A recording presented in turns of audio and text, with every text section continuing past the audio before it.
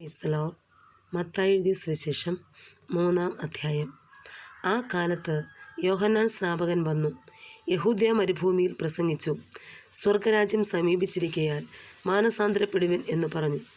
മരുഭൂമിയിൽ വിളിച്ചു പറയുന്നവൻ്റെ വാക്കാവിതു, കർത്താവിൻ്റെ വഴി ഒരുക്കി അവൻ്റെ പാത നിരപ്പാക്കുവിൻ എന്നിങ്ങനെ യെശയ്യാ പ്രവാചകൻ പറഞ്ഞവൻ ഇവൻ തന്നെ. യോഹന്നാന് ഒട്ടകരോമം കൊണ്ടുള്ള ഉടുപ്പും അരയിൽ തോൽവാറും ഉണ്ടായിരുന്നു. അവൻ്റെ ആഹാരമോ വെട്ടുക്കിളിയും കാട്ടുതേനും ആയിരുന്നു.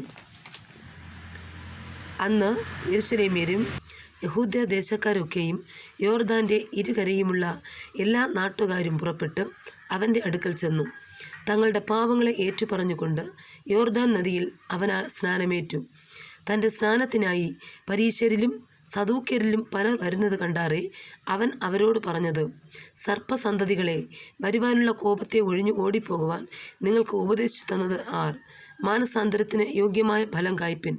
അബ്രഹാം ഞങ്ങൾക്ക് പിതാവായിട്ട് ഉണ്ട് എന്ന് ഉള്ളം കൊണ്ട് പറവാൻ തുനിയരുത്.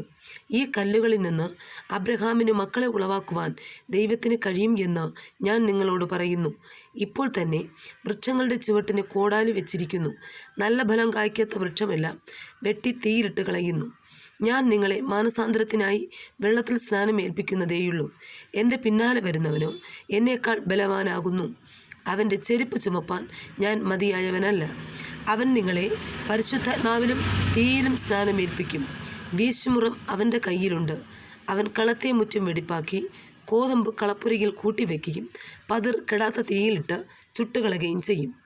അനന്തരം യേശു യോഹന്നാനാൽ സ്നാനമേൽക്കുവാൻ ഗലീലയിൽ നിന്ന് യോർദാൻ കരെ അവൻ്റെ അടുക്കൽ വന്നു. യോഹന്നാനോ അവനെ വിലക്കി, നിന്നാൽ സ്നാനമേൽക്കുവാൻ എനിക്ക് ആവശ്യം, പിന്നെ നീ എൻ്റെ അടുക്കൽ വരുന്നുവോ എന്ന് പറഞ്ഞു. യേശു അവനോട്, ഇപ്പോൾ സമ്മതിക്ക, ഇങ്ങനെ സകല നീതിയും നിവർത്തിക്കുന്നത് നമുക്കുചിതം എന്നുത്തരം പറഞ്ഞു. എന്നാറേ അവൻ അവനെ സമ്മതിച്ചു.